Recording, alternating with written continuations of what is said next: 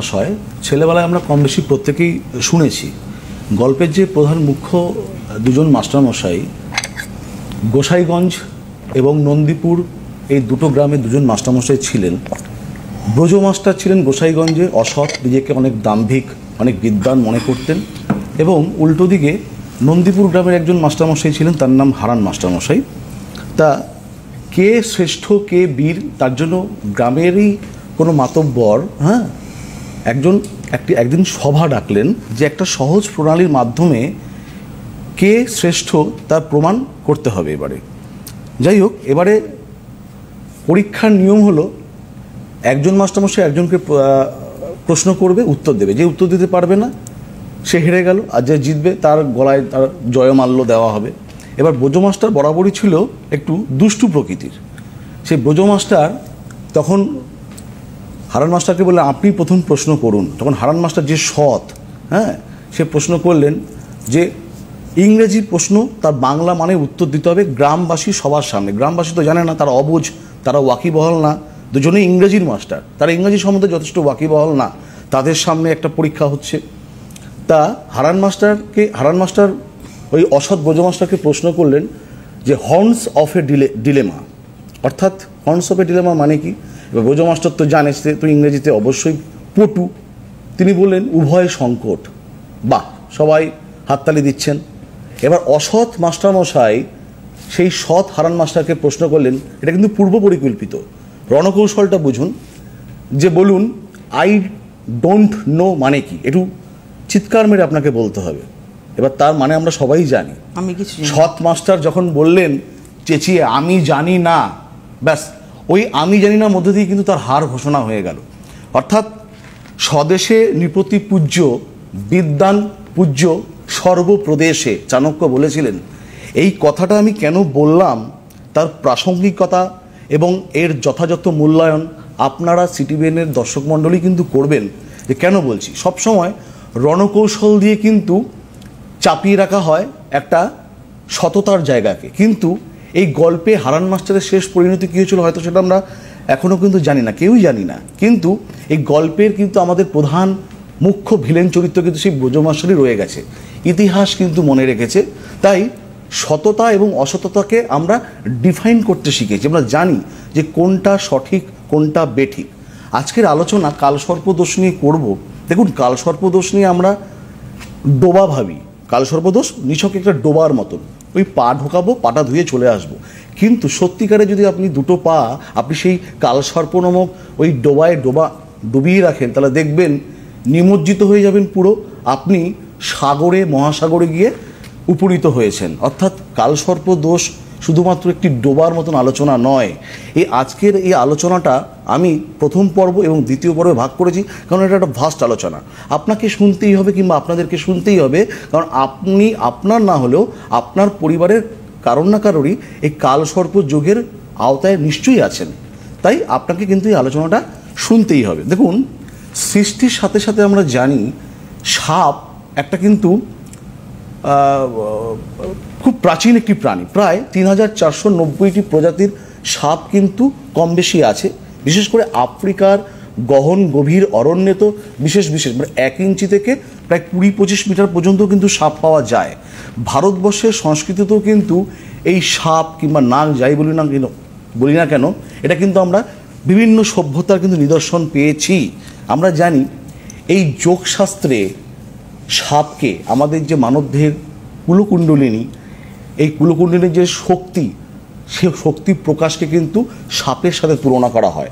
এই কুলকুণ্ডলিনী আমাদের যে মেরুদণ্ডের যে যে ভাগ, মূলাধার, এই কুলকুণ্ডলী যে জাগ্রত হয়, যে উত্থান হয় কুলকুণ্ডলীর যে শক্তি, তার সাথে সাথে কিন্তু মানব জীবনের কিন্তু ব্রহ্মজ্ঞান লাভ হয়, আর একটি মানুষ কিন্তু মনুষ্যত্ব লাভ করে। তাই সাপের ভূমিকা কিন্তু ভারতবর্ষের কালচারে, সভ্যতায়, পৃথিবীর কালচারে অনস্বীকার্য। কারণ আমরা বিভিন্ন সময় জেনেছি যে দেখুন, সাপকে কিন্তু আমরা কে না ভয় পায়। আমাদের কথাতে আছে, বয়স্ক মানুষরা বলতেন যে সাপের সাথে লেখা আর বাঘের সাথে দেখা। তো দেখুন, এই সাপ, এই যে আমাদের যে পালন করছে বিষ্ণু, শেষ নাগের ফনার ওপরে যে শেষনাগের যে পালঙ্ক, তার মধ্যে কিন্তু বিষ্ণুর অধিষ্ঠান। আমরা জানি যে দেবতাদের যে অধীশ্বর মহাদেব, তার কণ্ঠও কিন্তু তিনি সাপকে কিন্তু তার কণ্ঠে বেষ্টন করে আছে।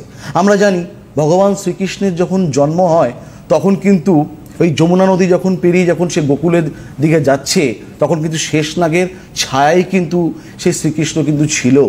এবং আমরা এও জানি যে দেখুন, পৃথিবীতে কিংবা ভারতবর্ষে যেখানেই আমরা মূল্যবান ধনসম্পদ পাই না কেন, সেখানে কিন্তু সাপের উপস্থিতি কিন্তু অনিবার্য। তাই পৌরাণিক কাহিনী, ভারতীয় সভ্যতার সাথে সাপকে কিন্তু কখনোই কিন্তু আমরা পৃথক করে কিন্তু ভাবতে পারি না। আমরা জানি রাহু, এই যে রাহুর জন্ম কিন্তু ভরণী নক্ষত্রে। ভরণী নক্ষত্রের দেবতা হলেন কাল, এবং কেতুর জন্ম নক্ষত্র হলো অশ্লেষা, তার দেবতা হলো সর্প। অর্থাৎ জ্যোতিষশাস্ত্রে সাপের মুখকে রাহুর সাথে এবং সাপের লেজকে কেতুর সাথে তুলনা করা হয়েছে, যার জন্য দেখবেন মাথা এবং লেজ পুরোটাই তো বিপরীত। তার জন্য রাহু কেতুর ব্যবধান কিন্তু সর্বদাই 180 ডিগ্রি। অর্থাৎ জন্মছকে রাহু যেখানে থাকবে তার ঠিক উল্টো দিকে, মানে লেজের মতন, সেই লেজেই কিন্তু সেই কেতুর অবস্থান কিন্তু থাকবে। এবার আসবো এই যে কালসর্প দোষ নিয়ে যে আমরা যে আলোচনাটা করি, এটা কেন দরকার? কারণ কালসর্প দোষ আছে। কি কালসর্প দোষ আপনি পেয়েছেন কিংবা আপনার আছে, আমি হরপ করে বলতে পারি 100 জনের মধ্যে শতকরা 90 জন মানুষ হয়তো বলতে পারবে না যে আমার এই ধরনের কালসর্প দোষ আছে। হ্যাঁ, কারণ কালসর্প দোষ কিন্তু 12 প্রকারের মূলত হয়। এবার দেখুন, কালসর্প দোষ থাকলে বিভিন্ন রকমের বাধা বিপত্তি আসে। বিবাহের ক্ষেত্রে বাধা আসে, সম্পর্কের ক্ষেত্রে বাধা আসে, উন্নয়নের ক্ষেত্রে বাধা আসে, অস্ত্রোপচার, দুর্ঘটনা বিবিধ। আমরা জানি দেখুন, কালসর্প দোষ প্রধানত 12 প্রকারের হলেও প্রত্যেকটি কালসর্পের কিন্তু দুটো করে ভাগ আছে। একটি হলো, এটা আপনাদেরকে জানতে হবে, এই জানানোর জন্য কিন্তু আজকের আলোচনাটাকে আমি দুটো ভাগে বিভক্ত করেছি, যাতে বলতে আমার সুবিধা হয় এবং আপনাদের যেন বুঝে নিতে যাতে সুবিধা হয়, যাতে করে কালসর্প দোষ সম্পর্কে আপনাদের আর কোনোদিনও কোনো ভ্রান্ত ধারণা না থাকে, কিংবা যারই কালসর্প দোষ আছে না কেন সেজন্য জানে যে আমার কি ধরনের কালসর্প দোষ আমার রয়েছে। দেখুন, কালসর্প দোষ কেন বুঝি? এই জ্যোতিষ যারা আমরা জ্যোতিষ পেশার সাথে যুক্ত, আমরা অনেকটা ঋতুকালীন ফল বিক্রেতার মতন, মানে সিজনে যেরকম ফল বিক্রি করে, আমের সময় আম, জামের সময় জাম, আবার লিচুর সময় লিচু, আবার বাতাবি লেবুর সময় বাতাবি লেবু, সবেদার সময় সবেদা। মানে প্রত্যেকটা মুহূর্তে আমরা প্রত্যেকটা যোগের উপকার কিংবা বিভিন্ন রকমের তার ফাংশন সম্পর্কে আমরা আপনাদেরকে অবগত করবার চেষ্টা করি। এই কালসর্প দোষ নিয়ে কেন আজকে আলোচনাটা করছি? কারণ শ্রাবণ মাস বলে। কারণ আমরা জানি কালসর্প যোগের যে প্রতিকার আপনারা কে কীভাবে করেছেন আমার তো সেটা জানা বিষয় নয়, কিন্তু শ্রাবণ মাসে হচ্ছে সর্বশ্রেষ্ঠ। সারা শ্রাবণ মাস প্রত্যেকটি সোমবার এই কালসর্প যোগের উপযুক্ত প্রতিকার প্রতিবিধান করবার জন্য, যার জন্যই আলোচনাটা, যার জন্য এই ঋতুকালীন ফল বিক্রেতার মতন এর জন্য কালসর্প যোগে আলোচনাটা রাখছি। আপনি খুব সত্যি স্পষ্টভাবে বলতে পারেন। না, সত্যি কথা না, এটা হচ্ছে কি বলতো, শাস্ত্রের কথা। মানে আপনি যেটা বললেন যে একজন অ্যাস্ট্রোলজারের ভূমিকা কি, খুব স্পষ্ট করে বুঝিয়ে দিলেন। না, এটা দেখুন, এটা তো প্রত্যেক পেশাদার জ্যোতিষের এটাই কর্তব্য হওয়া উচিত, কারণ সাধারণ মানুষকে জ্যোতিষ সম্পর্কে ওয়াকিবহাল করা। দেখুন, প্রতিকার প্রতিবিধান তো থাকবে, এটা পরবর্তী ধাপ। তো যাই হোক, পুরনো কালসর্পদোষ এবং বিপরীত কালসর্পদোষ। দেখুন, আমি যদি একটা ঘড়ির কাঁটার মতন আপনাদেরকে বোঝাই, ধরুন 12টার কাঁটায় 12টা ঘড়ির একটি কাঁটার মধ্যে আমি যদি কাঁটাবিহীন ঘড়ি ধরি, 12টার ঘরে রাহু আছে, 6টার ঘরে কেতু আছে। ঠিক আছে, 12টা থেকে 6টা, 12টায় রাহু থাকবে, তার উল্টো দিকে 6টার ঘরে কেতু থাকবে। তাহলে ওই 12টা থেকে 6টার মধ্যে 1টা 2টো 3টে 4টে 5টার ঘরে যদি সকল গ্রহ থাকে, তাহলে সেটা হবে পূর্ণ কালসর্প যোগ। এবার ওই 6টার ঘরেই তো কেতু বসে আছে, ওই 6টা থেকে 12টার মধ্যে যদি সমস্ত গ্রহ থাকে, রবি, চন্দ্র, বৃহস্পতি, যাই থাকুক না কেন, অর্থাৎ রাহু থেকে কেতু পর্যন্ত সমস্ত গ্রহ থাকলে সেটা হচ্ছে পূর্ণকাল সর্পযোগ। আবার কেতু থেকে রাহু পর্যন্ত যে যদি সমস্ত গ্রহ থাকে তাকে বলে বিপরীত কাল সর্পযোগ। তাহলে পূর্ণকাল সর্প এবং বিপরীত কাল সর্প, এই দুটোর নেতিবাচক ফলটা কিন্তু দু ধরনের। সেটা ওটা আরও একটু বড় আলোচনা, এটা আমি আসছি না। এবার দেখুন, কালসর্প যোগ অনেকেই বলে পুরোটা আছে, আবার কেউ বলে অল্প আছে। দেখুন, আংশিক কালসর্প বলে একটা বিষয় আছে, আপনাকে দেখতে হবে আপনার জন্মছকে। তার জন্যই জন্মছক নিরীক্ষণ করাটা প্রধান কর্তব্য, যে আপনার জন্মছকে আংশিক কালসর্পটা আছে কি না। সেটা কি, দেখুন, রাহু কিংবা কেতুর সাথে যদি কোনো গ্রহের যুক্ত হয়, জ্যুতি ঘটে, ধরুন রাহুর সাথে বৃহস্পতি আছে আপনার জন্মছকে, এবারে দেখা গেল বৃহস্পতির অবস্থানগত ডিগ্রি থেকেও রাহুর ডিগ্রি আপনার জন্মছকে বেশি, তখন কিন্তু সেটা পূর্ণ কালসর্প হয়, ওটা আংশিক কালসর্প নয়। এবার দেখা গেল যে বৃহস্পতির ডিগ্রি রাহুর ডিগ্রি থেকে আপনার জন্মছকে বেশি, তখনই সেই কালসর্পের প্রকোপটা কমে যাবে, তখন আমরা তাকে আংশিক কালসর্প বলি। বোঝাতে পারছি? ধরুন কেতুর সাথে শুভগ্রহ কোনো একটা বুধ আছে, কেতুর তুলনায় বুধের ডিগ্রি কম, তাহলে কিন্তু কালসর্পের প্রবণতা বেড়ে গেল।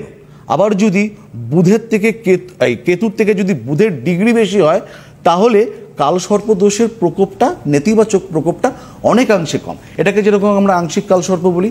আবার আংশিক কালসর্প একেও বলা যায়, ধরুন রাহু কেতুর প্যারালালে সমস্ত গ্রহ থাকলে আমরা কালসর্প দোষ জানি।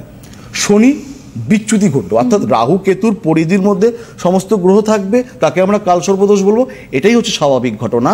কিন্তু পরিধির বাইরে হলো কোনো গ্রহ চলে গেল, চন্দ্র যেতে পারে, রবি যেতে পারে, শনি যেতে পারে, বৃহস্পতি যেতে পারে, তাহলে কিন্তু সেটাও কিন্তু আংশিক কালসর্প দোষের আওতায় পড়ে। এবং বলে রাখা ভালো, ধরুন শনি বেরিয়ে গেল পরিধি থেকে, ওই শনি কিন্তু আপনার জন্মছকে প্রত্যেকটা মুহূর্তে পীড়াদায়ক হবে। সেই শনির মহাদশা এবং অন্তর্দশা অত্যন্ত যন্ত্রণাদায়ক। সেটা যদি বৃহস্পতি হয়, ধরুন রাহু কেতুর পরিধি থেকে বৃহস্পতি বেরিয়ে গেল, আংশিক কালসর্প দোষের সৃষ্টি হলো। সেই বৃহস্পতির দশা অন্তর্দশায় আপনার কিন্তু অত্যন্ত পীড়া দেবে। এবার বৃহস্পতি আপনার যেই ভাবের কারণ, ধরুন আপনার দাম্পত্য ভাবকে পুরো পীড়া দিয়ে দিল। যে বৃহস্পতি আপনার পঞ্চমের অধিপতি কারক হয়, সন্তানের ক্ষেত্রে বাধাবিঘ্নতা, উচ্চশিক্ষার ক্ষেত্রে বাধাবিঘ্নতা, বিভিন্ন রকমের।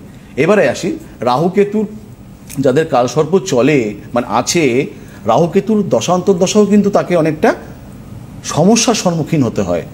ঠিক আছে? এবং দেখুন আমাদের ভারতবর্ষে, এবার দেখুন অনেকে আমাকে প্রশ্ন করতেও পারে, মানুষ তো প্রশ্ন করতে ভালোবাসে, প্রশ্ন ঠিক আছে, যে কালসর্পদোষ অনেকই কৃতি মানুষদের ছিল, তারা কি জীবন উন্নতি করেনি? হ্যাঁ করেছে, নিশ্চয়ই করেছে। আমরা জানি যে ভারতবর্ষে যখন স্বাধীনতা লাভ করেন 1947 সালে, তখন কিন্তু শেষনাগ কালসর্পদোষের গোচর চলছিল। কিন্তু কারো কথাটা বুঝতে হবে, লগ্নে মঙ্গলের অবস্থান, মঙ্গল সেনাপতিকারক গ্রহ, স্বাধীনতা সংগ্রামের ক্ষেত্রে সেখানে মুখ্য ভূমিকা পালন করে মঙ্গল। বৃহস্পতি শনিকে পঞ্চম দৃষ্টি দিচ্ছে, আরও যোগ। দেখুন আমি যে কালসর্প নিয়ে আলোচনা করবো, অনন্ত কালসর্প, ডক্টর এপিজে আব্দুল কালামের সেই অনন্ত কালসর্প ছিল, কিন্তু তাকেও কিন্তু কালসর্পের কিছু না কিছু বেগ পেতে হয়েছিল। কিন্তু কেন তিনি কৃতি হয়েছিলেন? কারণ তার জন্মছকে বিপরীত রাজযোগ ছিল, তার জন্মছকে পঞ্চমপতি উচ্চস্থ অবস্থায় ছিল। কালসর্পদোষ শুধু পীড়া দিতে জানে। কালসর্পদোষ অনেকের থাকলে অনেকে ভাবে যে ফোন আছে নাকি, হ্যাঁ একটা টেলিফোন